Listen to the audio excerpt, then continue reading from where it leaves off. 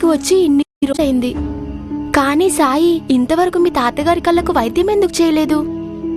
దానికి ఎక్కువ సమయం పడుతుందా?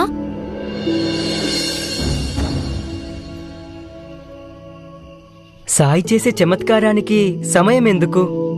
సాయి నన్ను 5 రూపాయలు అడిగారు మా తాతయ్యకి వైద్యం మొదలు పెట్టడం కోసం.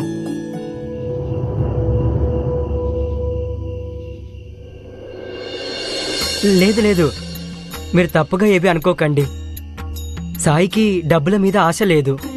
నేను సాయికి ఇంకా ఎక్కువ డబ్బులు ఇవ్వాలనుకున్నాను, కానీ ఆయన కేవలం 5 రూపాయలే అడిగారు. అందరూ అంటుంటారు సాయి లీల గురించి సాయికే తెలుస్తుందని. ఎవరికి తెలుసు, ఈ 5 రూపాయలలో మా తాతయ్య వైద్యానికి సంబంధించిన రహస్యం ఏదైనా దాగుందేమో. అందుకనే ప్రయత్నిస్తున్నాను, ఎలాగైనా సరే 5 రూపాయలను జమ చెయ్యాలని. మీరు ఎవరినైనా చిల్లర ఇవ్వమని కూడా అడగొచ్చు కదా. ప్రయత్నించాను, కానీ దొరకలేదు.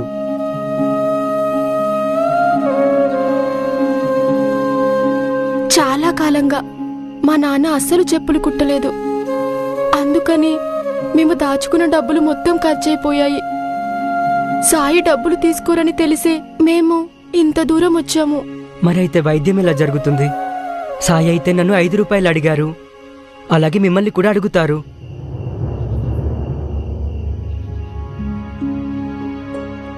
కజరీ, ఆ? ఇలా రా తల్లి. వస్తున్నాను సాయి.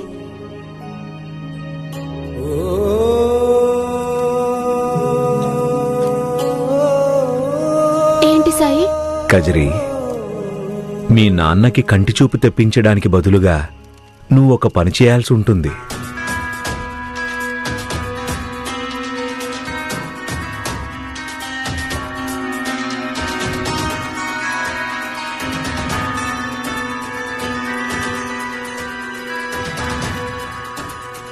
అలాగే సాయి, చెప్పండి, నేనేం చేయాల్సి ఉంటుంది?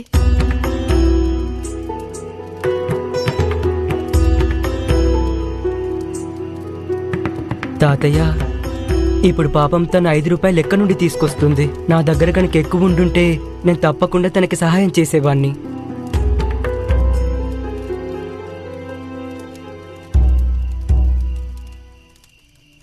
ఇదో చమత్కారవంతమైన మోదకం. రేపుదయం మారుతి మందిరంలో 11 సార్లు గాయత్రీ మంత్రాన్ని చదివి దీన్ని మీ నాన్నతో నైవేద్యం పెట్టించు. ఆయన కంటి చూపు అక్కడే, ఆ క్షణమే తిరిగి వస్తుంది.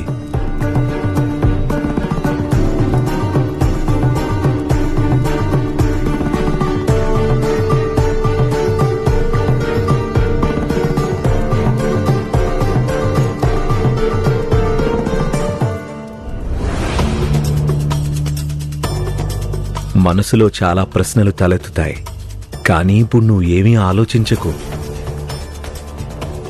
నేనెలా అయితే చెప్పానో అలాగే చెయ్యి. రాముడు నీకు మేలు చేస్తాడు.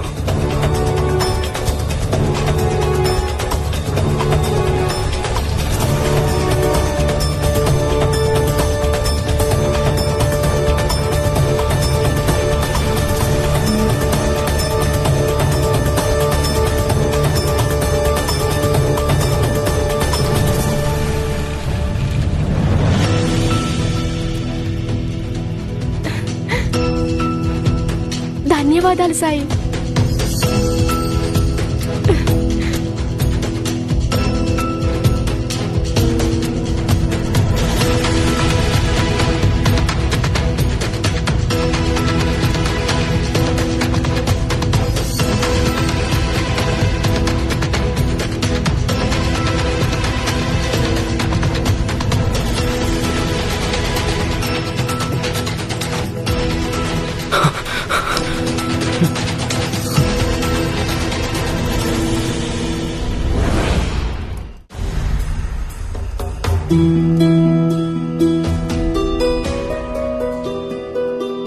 ఏం జరిగింది సుభాష్? నా మీద కోపంగా ఉన్నావా? మీరు నా స్థానంలో ఉంటే నేనేదైతే చూశానో అది చూస్తే సంతోషంగా అనిపిస్తుందా? నేను విన్నాను సాయి పక్షపాతం చూపరని. నేనెప్పుడూ పక్షపాతం చూపను సుభాష్. నేను ప్రతి మనిషికి ఏది మంచిదో అది మాత్రమే చేస్తాను. తనకి ఏ సహాయం అవసరమో దానికే సాయం చేస్తాను.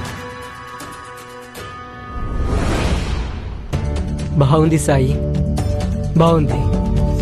మీరు నా మొహం మీద అబద్ధం చెప్తున్నారు.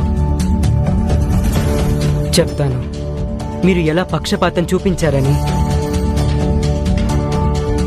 నేను ఇన్ని రోజుల నుండి ఎంతగానో కష్టపడుతున్నాను. ఒక్కో రూపాయి సంపాదిస్తున్నాను. ఎందుకు? ఎందుకంటే మీరు నాకు నమ్మకం కలిగించారు. 5 రూపాయలు ఇవ్వకపోతే మీరు మా తాతయ్యకి వైద్యం చేయడం మొదలుపెట్టారని. ఇన్ని రోజుల నుండి నేను మా తాతయ్య ఇక్కడే ఉంటున్నాం. కానీ ఈయన దీనానాథ్ గారు, ఆయన ఇక్కడికి వచ్చి కనీసం ఒక్కరోజు కూడా కాలేదు. కానీ మీరు ఆ చమత్కారవంతమైన మోదకాన్ని ఆయనకు అప్పగించారు. రేపు ఆయనకి కంటి చూపు తిరిగి వచ్చేస్తుంది. వాళ్ళ ఊరికి వాళ్ళు తిరిగి వెళ్ళిపోతారు. మరి ఇది పక్షపాతమే అవుతుంది కదా సాయి? కొన్ని రోజులు ఓపిక పడితే నీకే అంతా అర్థమవుతుంది. సాయి, నేను మీ మీద నమ్మకం ఉంచడం మొదలు పెట్టేశాను. కొంచెం కూడా అనుమానం లేదు నా మనసులో. ఎందుకంటే నేను చూశాను, మీరు ప్రతిసారి నాకు మంచి పాఠం నేర్పుతున్నారు, నాకు సహాయం చేస్తారు. మీరు నా గురించి మా తాతయ్య గురించి ఆలోచిస్తున్నారనుకున్నాను. కానీ ఇవాళ అనిపించింది, ఇప్పుడిప్పుడే వచ్చిన వాళ్ళు మీకంత అయిన వాళ్ళు ఎలా అయిపోయారు? నిజానికి ఇన్ని రోజుల నుండి మీతో కలిసి మేముంటున్నాం. మరి బాధగానే ఉంటుంది కదా. అందుకే నాకు బాధగా అనిపించింది. అసలు నాకేమనిపించిందంటే, కావాలని నాతో ఇలా పని చేయిస్తున్నారని. నిజానికి వైద్యం చేయడానికి మీకు ఏవి అవసరం లేదు. అలాగే వైద్యం చేయగలరు మీరు మా తాతయ్యకి. ఎక్కడైతే నాకు మర్యాద ఉండదో అక్కడ ఉండటం నాకు ఇష్టం ఉండదు సాయి. నీ మనసులో నుండి ఈర్ష్యను తీసేసి మాట్లాడితే అప్పుడు నీకు అర్థమవుతుంది నా మాట. ఈర్ష్య? ఈర్ష్య అయితే ఉండాల్సిందే కదా సాయి. మీకొక విషయం చెప్పనా? మీరు కేవలం నాకు మాత్రమే కాదు, మా తాతయ్యకు కూడా అన్యాయం చేశారు మీరు.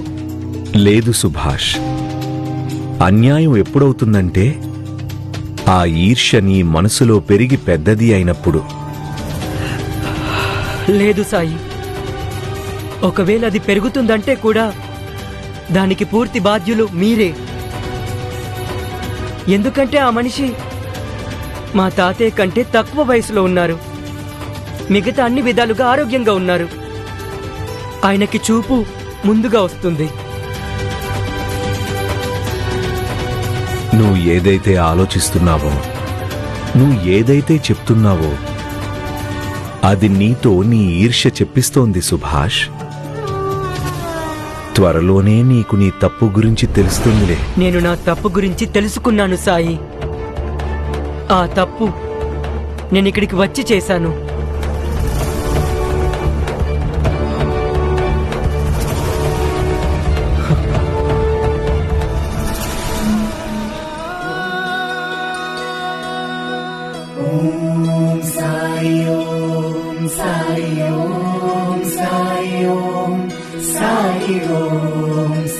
రాముడు మీకు మేలు చేయాలి.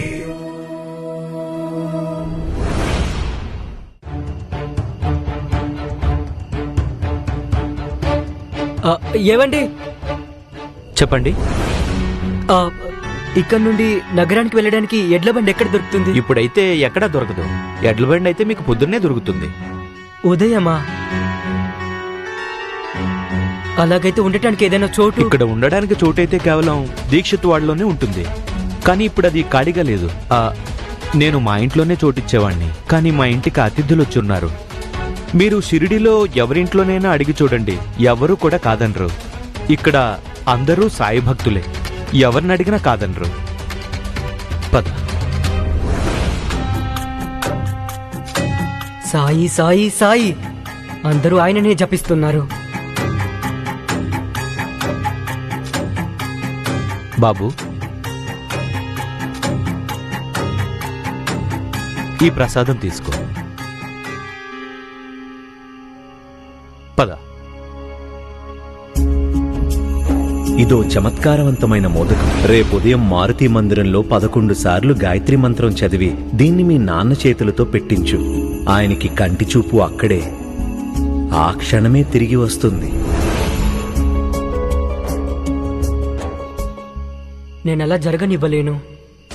నేను ముందు ఇక్కడికి వచ్చాను, ఎంతో కష్టపడ్డాను. మా తాతయ్య కంటే ముందే మరొకరికి కంటి చూపు రావడం నేను అలా జరగనివ్వను. సాయి, దీనానాథ్ కళ్లను సరిచేయడం కోసం మీరు వెంటనే ఉపాయాన్ని చెప్పారు. కానీ నా కళ్లకు వైద్యం చేయడం కోసం మీరు సుభాష్ని 5 రూపాయలు జమ చెయ్యమని చెప్పారు. ఇందులో ఖచ్చితంగా మీ లీల దాగి ఉంటుంది సాయి. అది నేనైతే అర్థం చేసుకోగలను. కానీ సుభాష్, తన గురించి నాకు బాగా తెలుసు. తను చాలా బాధపడి ఉంటాడు సాయి. నాకు చాలా భయంగా ఉంది. ఒకవేళ తను కోపంలో తప్పటడుగు వేస్తాడేమో అని.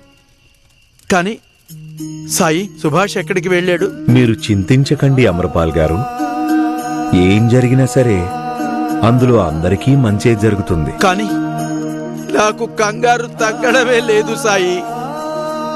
నేను మిమ్మల్ని వేడుకుంటున్నాను సాయి, సుభాష్ని తిరిగి తీసుకురండి. సరే అమర్పాల్ గారు, మీ ఇష్ట ప్రకారమే చేస్తాను.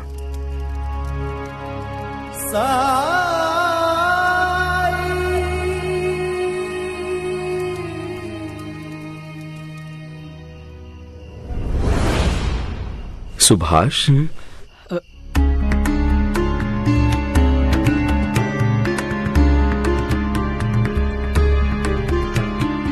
మీ తాతయ్య చాలా కంగారు పడుతున్నారు.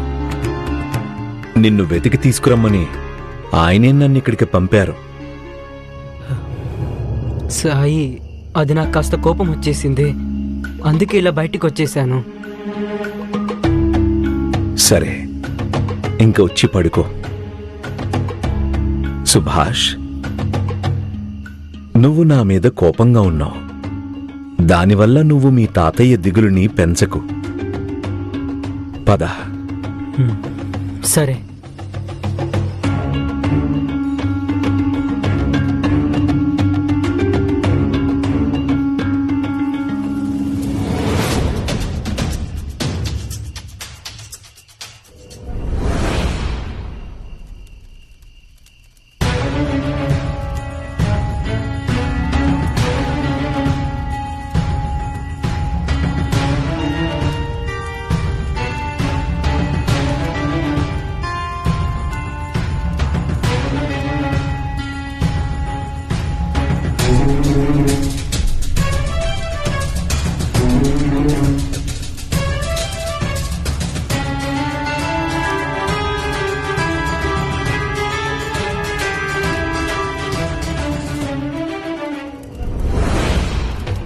నేను ఈ సాధారణ మోదకాన్ని సాయి చమత్కార మోదకంతో మార్చేస్తాను.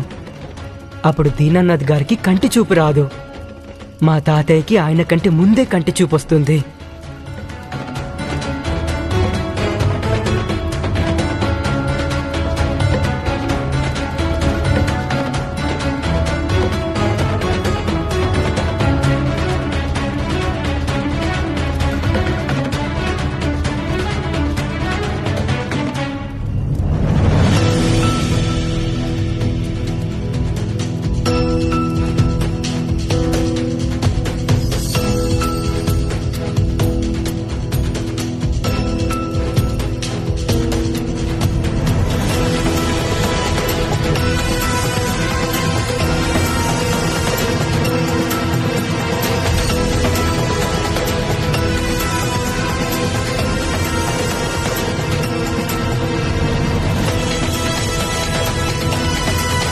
ఇప్పుడు సాయి ఇచ్చిన ఈ చమత్కారవంతమైన మోదకాన్ని మా తాతయ్య సమర్పిస్తారు.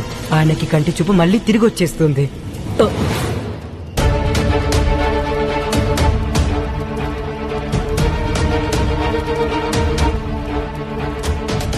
ఏమైంది సుభాష్?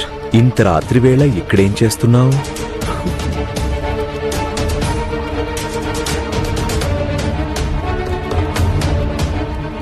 సాయి, అది చలిగా అనిపించింది, చలి కాచుకుందామని ఇక్కడికి వచ్చాను. ఇప్పుడు కాస్త పర్వాలేదు.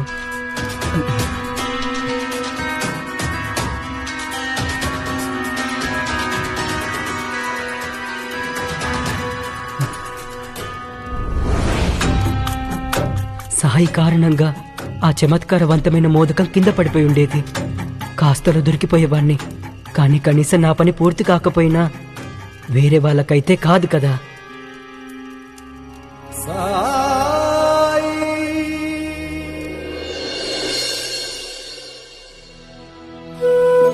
మీరందరూ ఎంతో అదృష్టవంతులు. ఇన్నేళ్ల నుండి సాయికి సేవలు చేయగలుగుతున్నారు. మీరు చాలా సరిగ్గా చెప్పారు బాబాయ్. నేను నా కుటుంబం సాయి కృపను పొందిన వాళ్లలో అందరికంటే మొదటి వాళ్ళం. సాయి ఎంతో దయాగుణం గలవారు. ఇలా చూడండి నాన్న, నేను ఎడ్ల బండి చేయడం కోసం చక్రం చేశాను, సరిగ్గా తాతగారు చెప్పినట్టుగానే.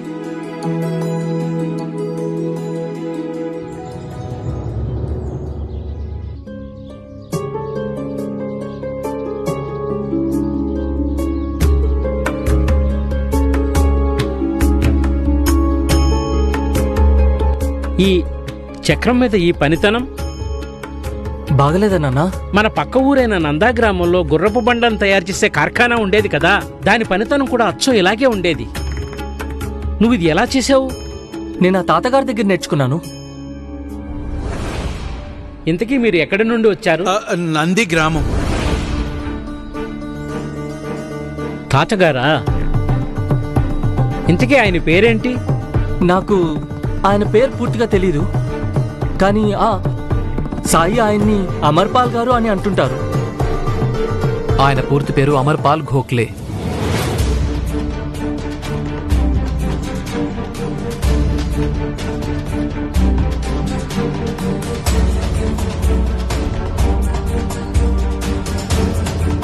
అతను నందిగావ్ గ్రామానికి చెందిన అమర్పాల్ ఘోక్లేనా? మీకు ఆయన తెలుసా? నువ్వు ఇవాటి నుండి అతని దగ్గరకు వెళ్ళకూడదు. అతని దగ్గర ఏవీ నేర్చుకోకూడదు. కానీ ఎందుకు నాన్న? ప్రశ్నలు అడగద్దు కమాల్. నువ్వు లోపలికి వెళ్లి సామాన్లు సర్దు. ఇక మనం ఒక క్షణం కూడా ఇక్కడ ఉండ. కానీ విషయం ఏంటి బాబాయ్? ఉన్నట్టుండిలా ఒకవేళ సాయి అమర్పాల్ గారి దగ్గర నేర్చుకోమని చెప్పారంటే దానికి సాయికి నేను ఎప్పటికీ కూడా రుణపడి ఉంటాను, అలాగే మీ కుటుంబానికి కూడా. కానీ ఇది మా అంతర్గత విషయం. మేము ఇక్కడ ఉండటం ఇక కుదరని పని. అలాగే కమల్ ఆ వ్యక్తి దగ్గర నేర్చుకోవాల్సిన అవసరం లేదు.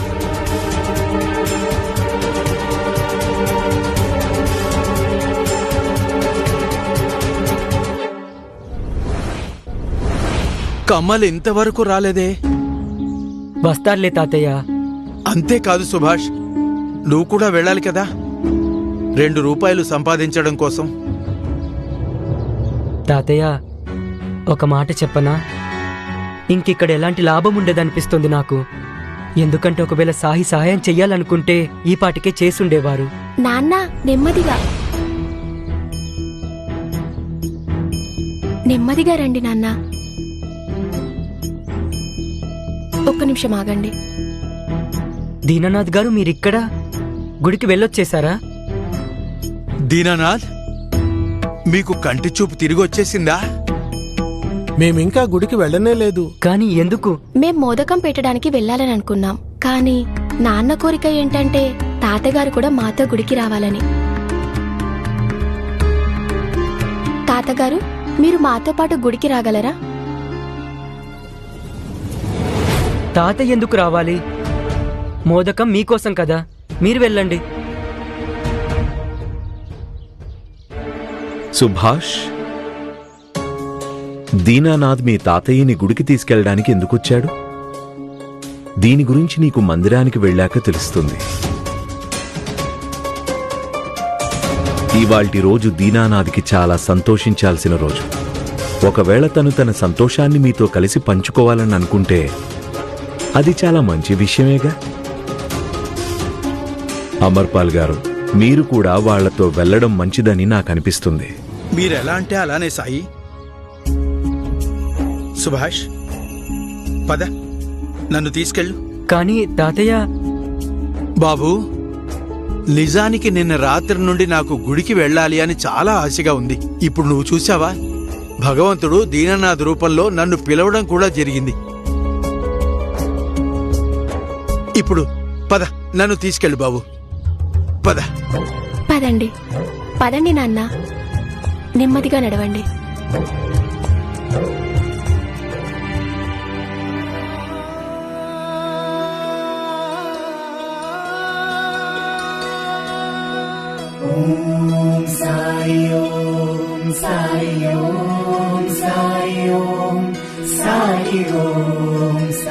రాముడు నీకు మేలు చేయాలి.